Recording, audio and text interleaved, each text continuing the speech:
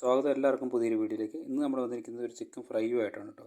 അപ്പോൾ എല്ലാവർക്കും ഉള്ള ഒരു പരാതിയാണ് ചിക്കൻ്റെ ഉള്ളു വേവുന്നില്ല, ഒരുപാട് എണ്ണ കുടിക്കുന്നു എന്നുള്ളത് കേട്ടോ. അപ്പോൾ അതിനൊക്കെ ഒരു പരിഹാരമായിട്ടാണ് ഇന്നൊരു അടിപൊളി ചിക്കൻ ഫ്രൈ ഉണ്ടാക്കുന്നത് കേട്ടോ. ഒരുപാട് ചേരുവകളൊന്നുമില്ലാതെ കൊളസ്ട്രോളുകാർക്കൊക്കെ കഴിക്കാവുന്ന, ഒത്തിരി എണ്ണ കുടിക്കാത്ത ഒരു സൂപ്പർ ചിക്കൻ ഫ്രൈ നമുക്ക് എങ്ങനെ തയ്യാറാക്കാൻ നോക്കാം. അപ്പം ഞാൻ ഒരു 4 ലെഗ് പീസാണ് എടുത്തിരിക്കുന്നത്. അപ്പോൾ അതിലേക്ക് ഒരു 1/4 ടീസ്പൂൺ മഞ്ഞൾപ്പൊടി, 1/2 ടീസ്പൂൺ ഉപ്പും കൂടി ഇട്ട് നന്നായിട്ടൊന്ന് തിരുമ്മി യോജിപ്പിക്കുക. ഇതിൽ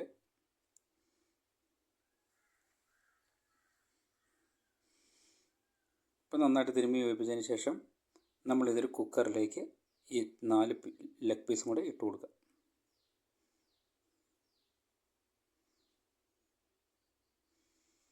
ഇട്ട് കൊടുത്ത് ശകലം പോലും വെള്ളം ഒഴിക്കേണ്ട കാര്യമില്ല, കാരണം ഉപ്പൊക്കെ ഇട്ടാലും ഇതിനകത്ത് നിന്ന് തന്നെ വെള്ളം ഊറി വരും. നമുക്കിതൊരു ഒറ്റ വിസിലിന് ഒന്ന് കുക്കാക്കി എടുക്കാം. അപ്പോൾ അത് കുക്കായി വരുമ്പോഴത്തേക്കും നമുക്ക് ഇതിനുള്ള ഒരു മസാല തയ്യാറാക്കാം. അതിന് 2 ടീസ്പൂൺ കാശ്മീരി മുളക് പൊടി, 1/4 ടീസ്പൂൺ മഞ്ഞൾപ്പൊടി, 1/2 ടീസ്പൂൺ ഉപ്പ്, കുറച്ച് ഗാർലിക് ജിഞ്ചർ പേസ്റ്റും കൂടെ ഇട്ട് കുറച്ച് വെള്ളം കൂടെ ചേർത്ത് കൊടുത്തിട്ട് നന്നായിട്ടൊന്ന് ഇതൊന്ന് മിക്സാക്കി എടുക്കാം. നമ്മൾ ഒരുപാട് മസാലകളൊന്നും ഉപയോഗിക്കുന്നില്ല കേട്ടോ. നമ്മൾ ചിക്കൻ മസാല അങ്ങനെയുള്ള ഐറ്റംസ്, അതുപോലെ കുരുമുളക് പൊടിയൊന്നും ഉപയോഗിക്കേണ്ട.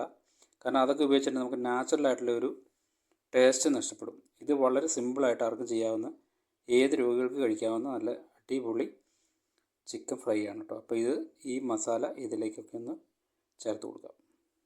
നന്നായിട്ടൊന്ന് പുരട്ടി എടുക്കാം.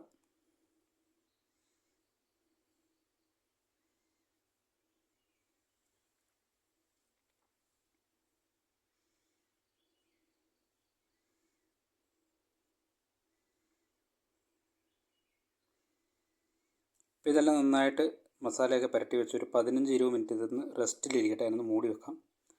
അപ്പോൾ ഏകദേശം ഒരു 10-20 മിനിറ്റ് ആയിട്ടുണ്ട്. നമുക്കൊരു ചീനച്ചട്ടിയിലേക്ക് കുറച്ച് എണ്ണ ഒഴിച്ച് കൊടുക്കുക. ഒരുപാട് എണ്ണയൊന്നും ആവശ്യമില്ല.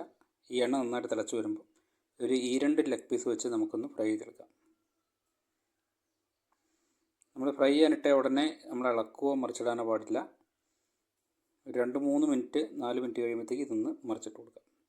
ഒരുപാട് സമയം വേണ്ട നമുക്ക്, കാരണം നമ്മളിത് കുക്കറിൽ നന്നായിട്ട് കുക്കായി വന്ന ഒരു ലെഗ് പീസ് ആയ കാരണം നമുക്ക് ഒത്തിരി ഫ്രൈ ആകേണ്ട കാര്യമില്ല, എണ്ണയും അധികം കുടിക്കില്ല.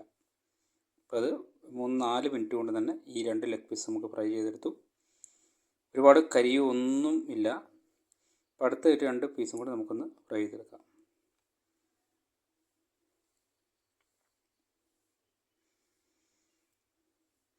അപ്പോൾ അതും നമുക്ക് ഫ്രൈ ചെയ്തൊരു പാത്രത്തിലേക്ക് മാറ്റാം. ഉണ്ട്, നമ്മുടെ ഒഴിച്ച എണ്ണ അതേപോലെ ഇരിക്കുന്നു, ഒട്ടും എണ്ണ ഇതിൽ കുടിച്ചിട്ടില്ല. അതാണ് ഇതിൻ്റെ പ്രത്യേകത. നല്ല ടേസ്റ്റി ആയിട്ടുള്ള ഒരു ചിക്കൻ ഫ്രൈ ആണ് കേട്ടോ.